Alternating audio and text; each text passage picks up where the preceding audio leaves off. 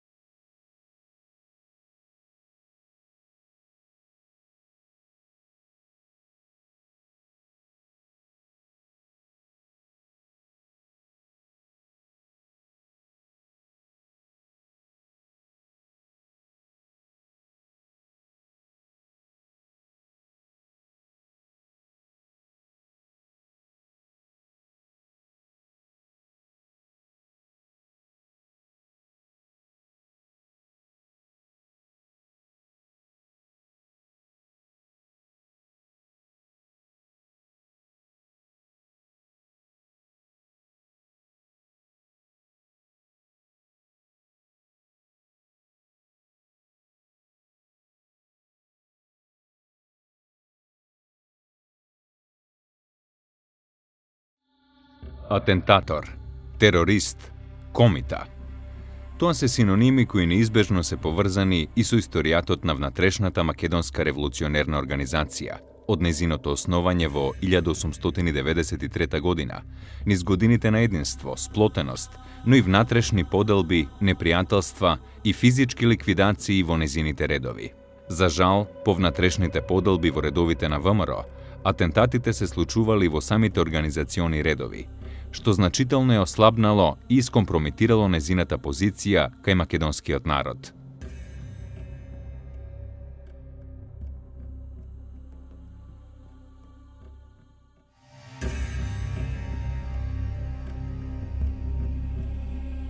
Внатрешните пресметки помеѓу спротивставените струи и фракции во ВМРО започнале да се зголемуваат по убиството на членот на Централниот комитет на ВМРО Александар Протогеров.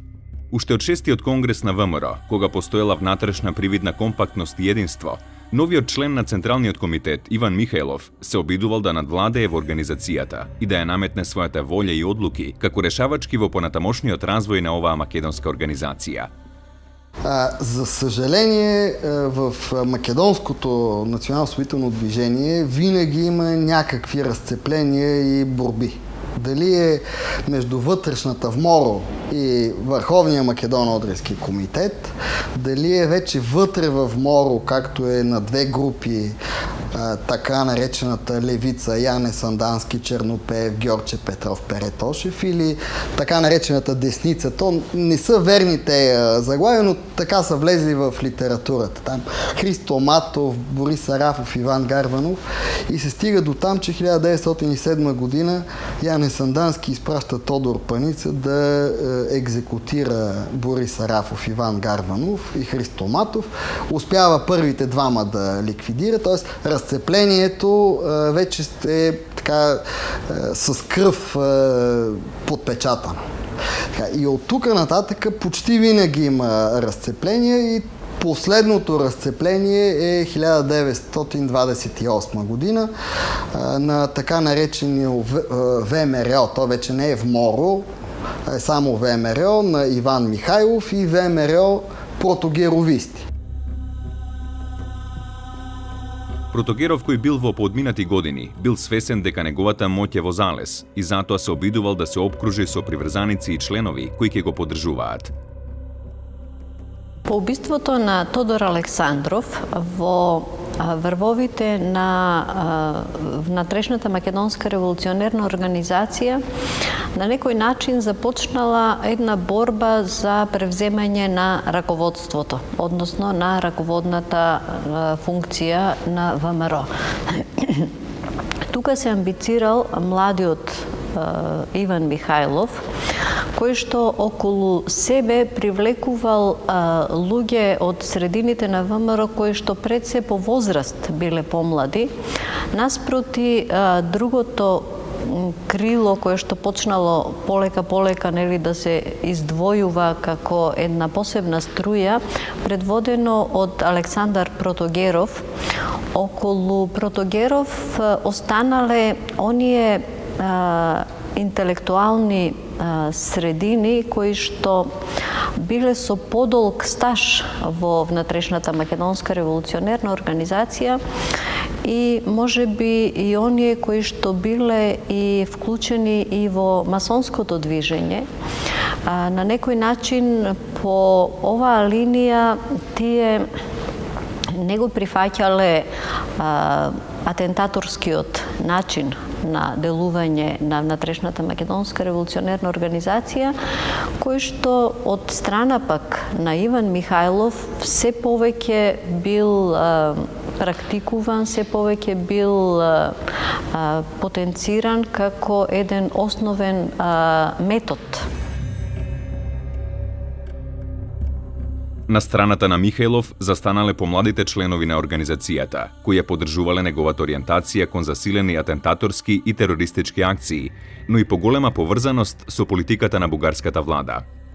Но дури и во таква ситуација на подвоеност и неединство, Александар Протогеров воопшто не се сомневал дека неговиот помлад колега во Централниот комитет ќе преземе активности и планови кои ќе бидат во правец на негова ликвидација. Во предвечерието на 7-миот конгрес на ВМРО било повеќе од јасно дека двете струи во организацијата не можат да действуваат заедно и расцепот бил очигледен. Приврзаниците на Протогеров веќе имале јасна цел да оформат посебна организација со посебен централен комитет, но со истото име – ВМРО. Всичко започва с убийството на генерал Александър Протогеров, генерал от българската армия, по заповед на Иван Михайлов. Причините са междуличностни, те са генерационни, единият е на 30 години, другия на 60 години. Те не могат да работят заедно. Другата причина е, че имат тактически разминавания. Как да се развива борбата в Македония? Иван Михайлов иска с динамитни атентати, т.е. тероризъм, а генерал Александър Протогеров, той е привърженик на старото движение с чети, което е отживяло времето си всъщност. Амбициозниот Иван Михајлов, сакајки да си ги расчисти сметките, значи со овие мокни, пред се интелектуално мокни сили во ВМРО, значи под изговор најчесто дека се виновници за смртта на Тодор Александров, тоа било основниот изговор и за скоро сите атентати што Иван Михајлов ги организирал и позади кои што стоел.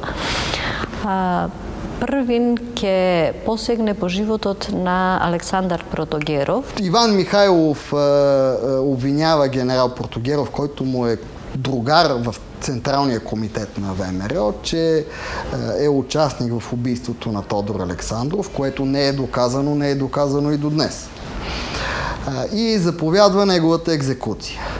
Така хората, които са против Иван Михайлов като личност, тъй като той е много вожд, лидер, иска да бъде лидер и той да ръководи всичко, се обявяват срещу него.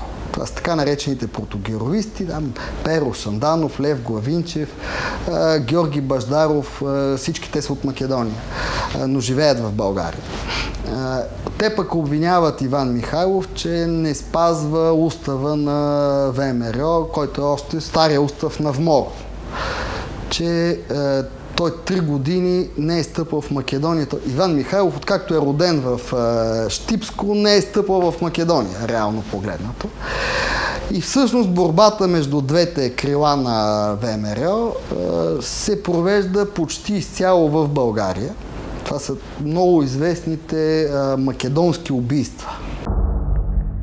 На 7 јули 1928 година, во доцните вечерни часови, Александар Протогеров, во придружба на само еден телохранител, Атанас Гоцев, бавно и прилично слободно се движел по улицата Екзарх Јосиф во Софија. Во темните агли на улицата се криеле и чекале атентаторите на Иван Михајлов.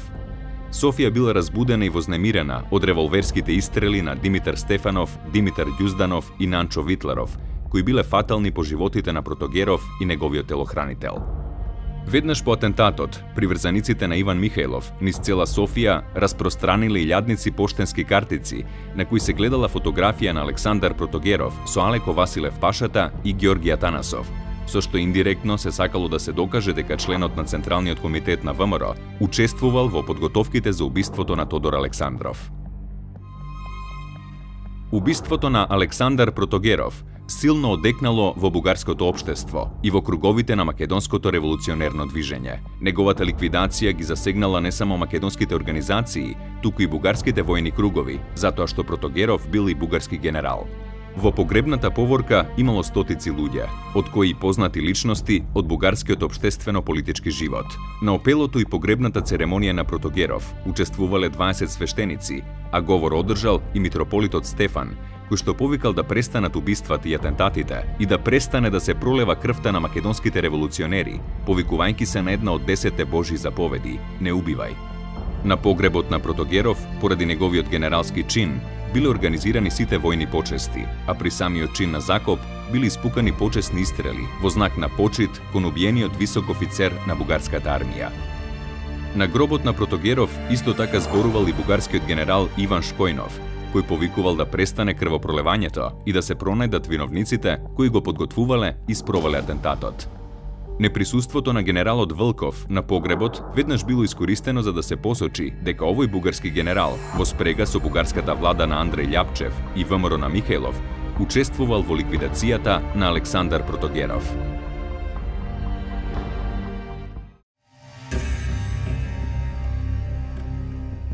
На 15 јули 1928 година Иван Михајлов излегол со комунике по повод убиството на Александар Протогеров, во кој се истакнувало дека ВМРО го организирал атентатот врз македонскиот деец. Минатиот конгрес на ВМРО даде мандат на новиот Централен комитет, избран од него, да ги пронајде и казни останатите виновници за убиството на Тодор Александров. Во тесна врска со тоа решение е извршеното на 7 овој месец убиство на Александар Протогеров. И други високи интереси на македонското дело ја направија наложителна преземената на 7 овој месец казнена мерка. Во комуникето исто така се најавувало дека на престојниот конгрес на ВМРО ќе се даде детално објаснување за мотивите за ликвидацијата на Александар Протогеров. Иван Михајлов не само што се обидувал да го оправда убиството на Протогеров, туку и да докаже дека тој и неговата организација немале никакви врски со бугарските политички фактори, што представувало вешт тактички маневар, кој имал за цел да ја придобие македонската емиграција во Бугарија на негова страна. По убиството на Александар Протогеров, Централниот комитет на ВМРО Протогеровистичка излегла со отворено писмо до општествената јавност во Бугарија, во кое го обвинила Иван Михајлов за тој чин и ја повикала македонската емиграција да застане на патот на ваквата политика на терор и насилство. Изјавуваме истовремено дека ние се наоѓаме веќе во положба на законска самоодбрана и нема да можеме однапред да ги пресретнуваме со скрстени раце ударите кои ни се подготвуваат од страна на Иван Михајлов. Исполнувајќи го тој висок долг кон татковината, ние ја симнуваме од себе си одговорноста за последиците кои што ќе настапат од безумијата на Иван Михајлов, како за ослободителното дело, така и за самата бугарска држава, за чие што спокојство се должни да мислат пред се незините управници.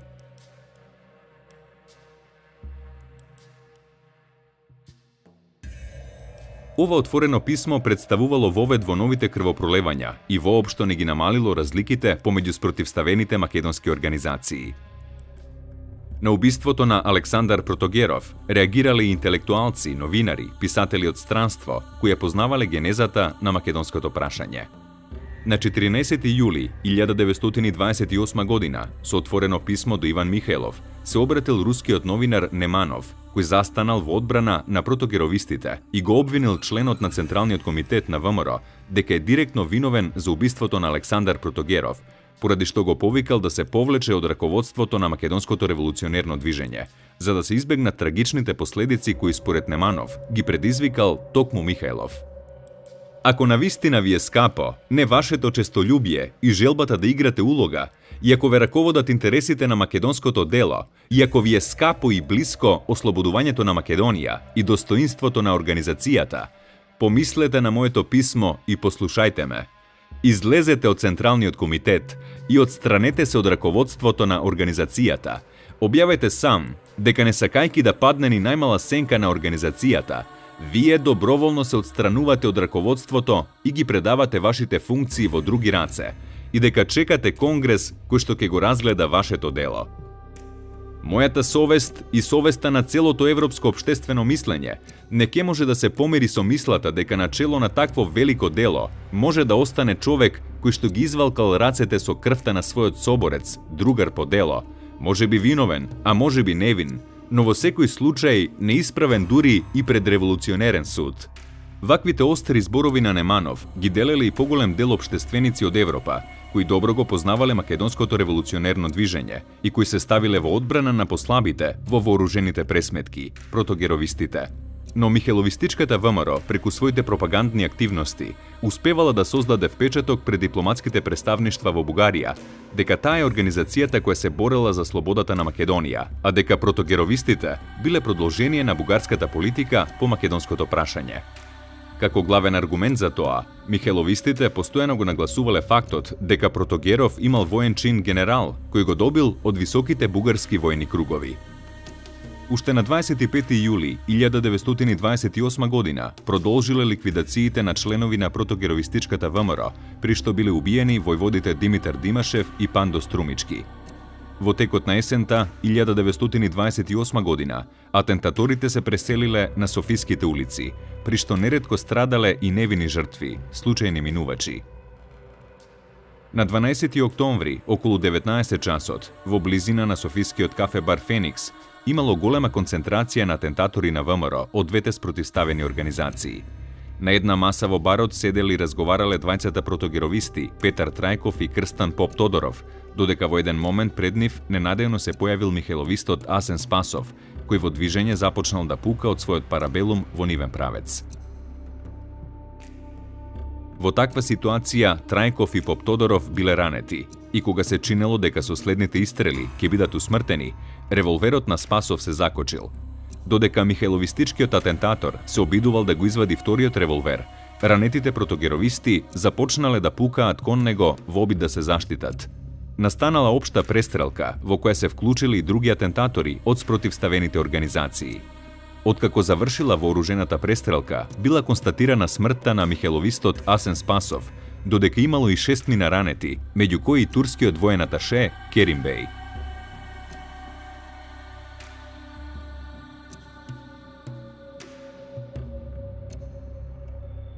Обидот за пресметки во самиот центар на Софија го кренал нанозе државниот апарат и судовите во Бугарија. Поради стравот на владата во Софија дека е можна осуда од европското јавно мислење, случајот од пред кафе барот Феникс бил ставен на приоритетна листа на бугарските судови. Откако ги разгледал внимателно сите околности и докази, апелациониот суд донел одлука според која убиството на михеловистот Асен Спасов го прогласила за акт на самоодбрана, а обвинетите протогеровисти Крстан Поп Тодоров, Петар Трајков и уште двајца биле пуштени на слобода. Ваквата пресуда на бугарското судство имала за цел да покаже дека бугарската власт немала намера да се меша во внатрешните пресметки во македонското револуционерно движење и да зазема страна. Но тоа било само привидно. На 21. ноември 1928 година со 4 куршуми бил застрелан председателот на Охридското братство Наум Белев, инаку протогеровист по определба. По неколку дена бугарската полиција го апсила Иван Малинов, кој дури и бил препознаен од другарот на Белев, Климент Наумов, и бил посочен како извршител на делото, но поради недостаток на докази бил ослободен и обвинението против него било повлечено. Обикновено практиката е в подобни организации, които са паравоенни, протокриминални формирования, е полицията да инфилтрира свои структури. Тук става обратно. ВМРО инфилтрира свои хора в полицията. Не инфилтрира, тя назначава всъщност за дирекция на полицията свой активист Пане Бичев, назначават с протекцията на Тодор Александров за полицейски началници в София и в редица големи градове, хора, които са близки на организацията. Всъщност тези хора в последствие са използвани от Иван Михайлов в неговата борба срещу протогеровистите, тъй като именно благодарение на връзките си с полицията той разучава къде се крият, да кажем, хора като Томалевски, като Баждаров, като лидерите всъщност на крилото на протогеровистите. И именно така при пасивното бездействие така на полицията стават възможни и тези политически убийства, които стават в София и в Пловдив и във Варна, на практика във всички български големи градове. Само по улиците на София в периода от 28 до 34 година са застреляни 180 човека от двете воюващи групировки в македонското движение. Во 1929 година се засилил притисокот на михеловистите врз протогеровистичката ВМРО, особено врз нејзиното раководство. Атентаторите на Иван Михајлов во чекор го следеле Георги Баждаров, поранешен член на задграничното представништво и еден од главните идеолози на ВМРО протогеровистичка. Баждаров бил доста умен, свесен, значи знаел дека бил на листата за ликвидирање, знаел по предпоставка, нели, не бил информиран од некого, но знаејќи ги методите со кои се делува, начинот на кој се функционира, и во Софија има еден обид за убиство на Баждаров, значи еден неуспешен атентат, после што Баждаров побегнал на некој начин, побегнал од Софија во Варна, се префрлил и тука го стигнале, значи, атентаторите на ВМРО и успеале да го ликвидираат и Баждаров. По убиството на Баждаров, никој во ВМРО протогеровистичка не се чувствувал безбеден и сигурен на ниту едно место. Доказ за тоа била ликвидацијата на Тодор Петров Тошкарот, кој кон крајот на 1929 година бил убиен дома во својот кревет, а на спиење во своите кревети биле убиени и Спаска Лајджиев и Христо Генов Хинов од страна на атентатори на Иван Михајлов.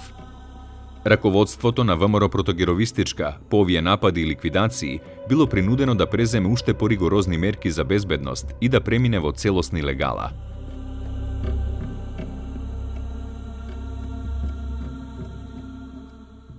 Това става причина всъщност по-слабата групировка, каквато са протогеровистите, така да се каже, да се обръщат към различни други сили за помощ. Голяма част от тях се ориентират към сътрудничество с нелегалното комунистическо движение. Други се ориентират към сътрудничество с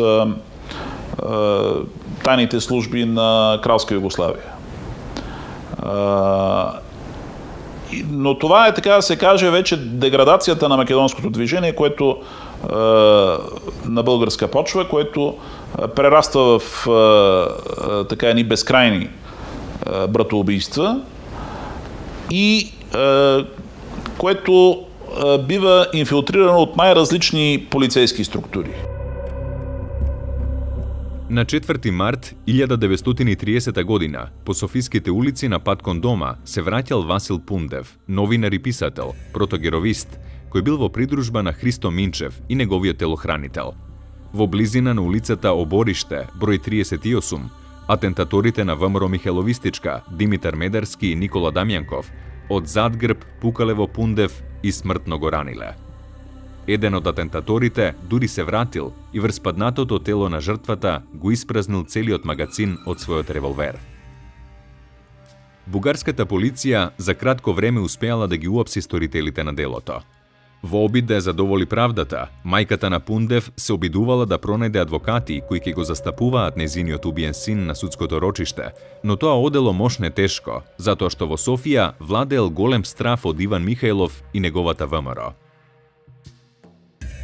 Убиството на Васил Пундев предизвикало жестока реакција на бугарските писатели, професори, артисти и композитори, кои на 22 март 1930 година упатиле апел до јавноста во која искажале огорченоста и револтот што започнале убиства и врз недолжни интелектуалци кои слободно го искажувале своето мислење и ставови. Поради големиот број реакции, дури по неколку месеци од атентатот, со своја декларација излегла и ВМРО Михеловистичка, која воопшто не чувствувала никаква одговорност за убиството на Васил Пундев. Во декларацијата на ВМРО Михеловистичка се истакнувало дека Пундев бил убиен не како обичен бугарски граѓанин, туку како престапник на македонското национално ослободително дело, и затоа атентатот морал да биде извршен од името на, како што се вели, волјата на револуционерна Македонија. Декларацијата исто така го оправдувала Иван Михајлов, потенцирајќи дека наредбата за ликвидација на новинарот не ја дал лично Михајлов, туку пресудата била дело на соодветните институти на ВМРО. На тој начин Иван Михајлов и во писмена форма се оградил од обвинувањата дека издавал директни наредби за ликвидации на видни членови на протогеровистите, како што бил новинарот Пундев. Но и покрај ваквата писмена реакција, очигледно било дека Иван Михајлов не само што имал увид во изрекувањето на смртните казни, туку главно лично ги изрекувал и потврдувал. Кон крајот на 1930 година се стегал обрачот околу раководството на ВМРО Протогеровистичка. Наум Томалевски, еден од раководителите на протогеровистичката ВМРО, веќе подолго време бил потенцијална мета на атентаторите на ВМРО Михајловистичка. Затоа Томалевски се засолнил и во тој временски период, речиси и воопшто да не се појавувал во јавноста. Доверливата задача за извршување на ликвидацијата, Иван Михајлов му ја доверил на еден од најискусните атентатори на ВМРО, Владо Черноземски. На ред дојшол и Наум Томалевски од раководните сили на протогеровистичката ВМРО, кој што исто така во следната година после Баждаров, значи ќе биде убиен во дворот на својот дом. Томалевски на некој начин го очекувал атентатот врз себе, бил дури предупредуван, се трудел да го обезбеди својот дом, во кој што новороденото негово синче на денот кога навршувало 40 дена од неговото раѓање и по некој традиционален обичај требало да се засади дрво во дворот на куќата за среќата на новороденчето. Родителскиот инстинкт бил толку многу силен што Томалевски излегол во дворот и сакал сам да го засади тоа символично дрво за неговиот син. И атентаторите го искористиле тој момент и најсвирепо, значи, бил убиен пред очите на неговата мајка.